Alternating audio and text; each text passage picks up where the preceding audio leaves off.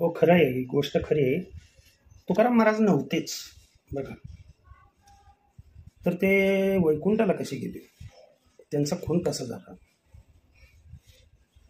आणि ही वस्तुस्थिती आहे. जे आमचे वारकरी बोलतात की तुकाराम महाराजांचा गाथा खोटं आहे, हे सर्व थोतांड आहे. मी ही एक संप्रदायाचा माणूसच आहे आणि साधा सोपा एक टीचर आहे. आणि हे जे थोतांड माजवलेलं आहे तुकाराम महाराजांच्या बद्दल, त्यांचा खून झाला, तुकाराम महाराज वैकुंठाला गेले, त्यांना देवाने विमान पाठवलं होतं,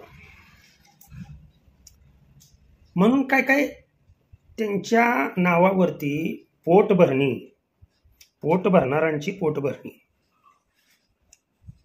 मग तिथे माझ्यासारखे कीर्तनकार असू द्या, प्रवचनकार असू द्या, मोठमोठे मटकरी असू द्या, त्यांना ठेवा या गोष्टी. कीर्तनातून पैसा लुटून स्वतःच्या प्रपंचासाठी वापरणारे बलाढ्य लोक असू द्या किंवा सर्व क्षेत्रातील लोक, समाजामधील लोक असू द्या, तुकाराम महाराज नव्हते. आणि खरंच आहे, तुकाराम महाराज नव्हतेच. जर नव्हतेच, एखाद्या व्यक्तीचं जर अस्तित्वच नसेल, एखाद्या व्यक्तीचं अस्तित्वच नसेल, तर तुम्ही वैकुंठाला गेले कसे म्हणता, त्यांचा खून झाला कसं काय म्हणता. तुम्ही वेगवेगळ्या कथा उघड रंगवून, वेगवेगळ्या प्रकारचे कन्सेप्ट राबवून तुम्ही हे जगाची दिशाभूल करून पैसे लुबडताय, असं माझं स्पष्ट मत आहे. तुकाराम महाराज जर नसतीलच तर त्यांचे अभंग आले कुठून? तुम्ही लिहिले का अभंग? कौग प्रत्येक अभंगाला तुका म्हणे लावलं. जसं आता गवळणी वगैरे निघतात, काय गवळणी एक एक आहे त्या, काय तुम्हाला सांगायचं. अहो, चुथडा लावलाय, परमार्थाचा चुथडा लावलाय. ह्या बारक्या शेंबड्या पुरी, कालच्या कुठला ना त्याला आधार आहे, कुठलं ना हरिपाठातली एक ओळ पाठ नाही, एक ओवी पाठ नाही.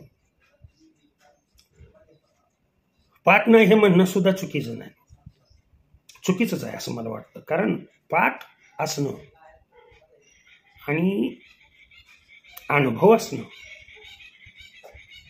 हे फार फरक आहे.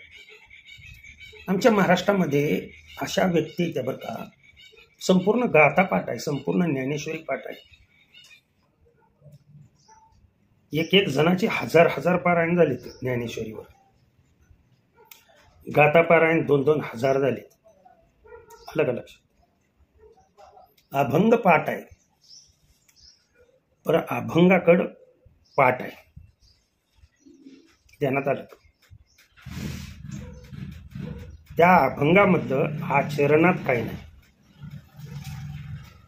पैसे पोट भरणे हे फक्त ह्याच्यामध्ये उद्दिष्ट ठेवले प्रत्येक कीर्तनकारांनी. ते बाबा महाराज सातारकर असू द्या, चांगले मठपती असू द्या, आलं का लक्षात?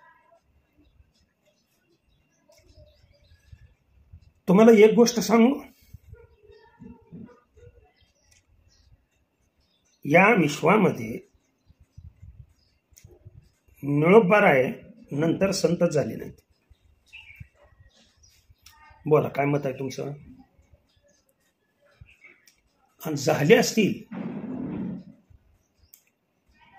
तर ते पोट भरे संत बर का. म्हणजे आता प्रमाणासह बोलायचं म्हटलं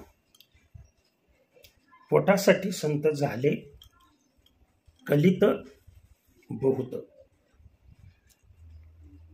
पोटासाठी भरपूर जण संत झाले, भरपूर जणांनी मठ उभारले, भरपूर जणांनी संपत्त्या जमा केल्या, कुणी शाळा दाखवल्या, कुणी आश्रम चालवतो हे दाखवलं. काय संत या पदाला नवे नवे बर का,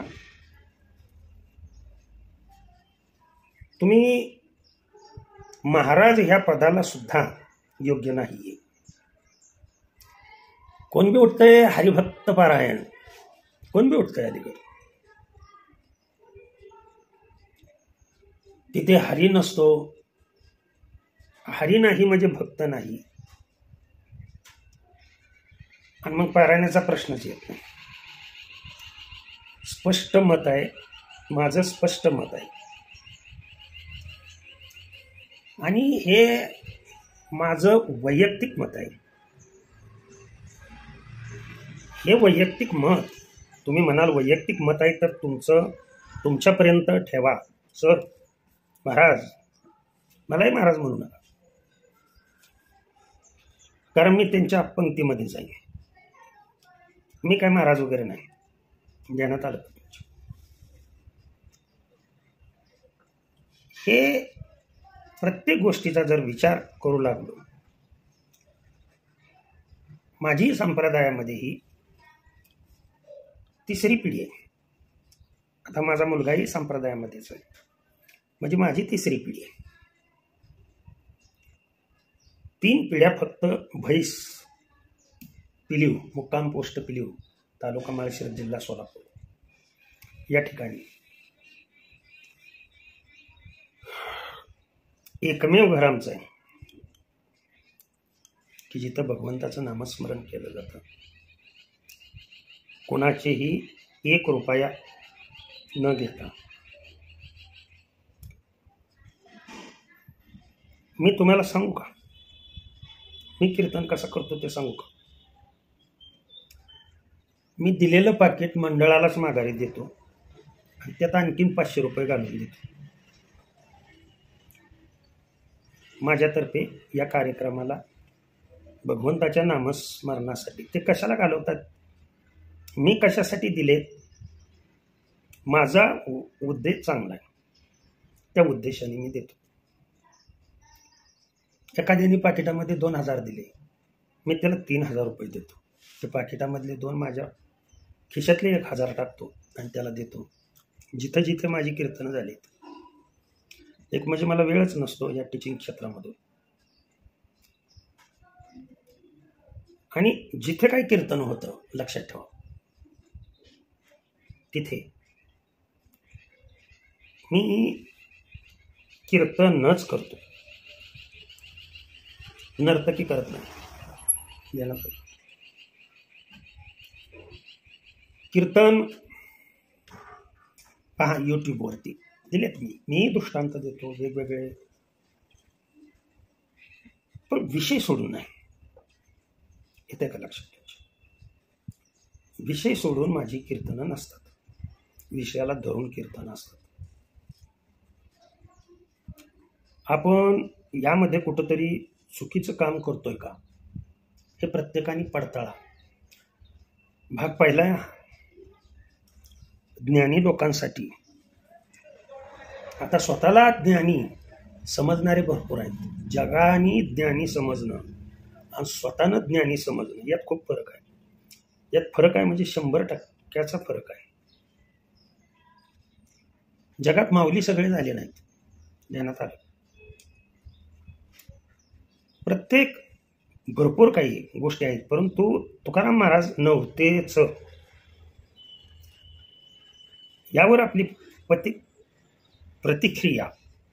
भाषा तिन्ही बोलतो मी, मराठी बोलतो, शिकवतो इंग्लिशमध्ये, बाहेर हिंदी बोलावी लागते, त्याच्यामुळं शब्दाची जरा थोडीशी हळसांड होती, इकडचा तिकडं तिकडचा इकडं. आणि आता 65 रनिंग आहे. आयुष्यामध्ये दुसरं परमार्थाशिवाय काही केलंच नाही. तुकाराम महाराज नव्हतेच वैकुंठाला गेले कसे, त्यांचा खून झाला कसा, आपणास काय वाटतं? आवर्जून कमेंट्स करा. मला माहित आहे कमेंट्स शिव्यांचा पाऊस पडणार आहे कमेंट्समध्ये. पर भाग एक आहे हा देण्यात आलं. अशा अनेक भाग पुढे मी माझ्या मताशी ठाम आहे. आपलं मत काय ते कमेंट्समध्ये कळवा. तुकाराम महाराज नव्हतेच या मताशी मी ठाम आहे. आपलं मत कमेंट्समध्ये कळवा. ओके. जय हरी, नमस्कार, गुड मॉर्निंग. जे ज्या त्या पद्धतीचं खुदाहाफिज. जे असतील त्यांना त्याप्रमाणे. ओके.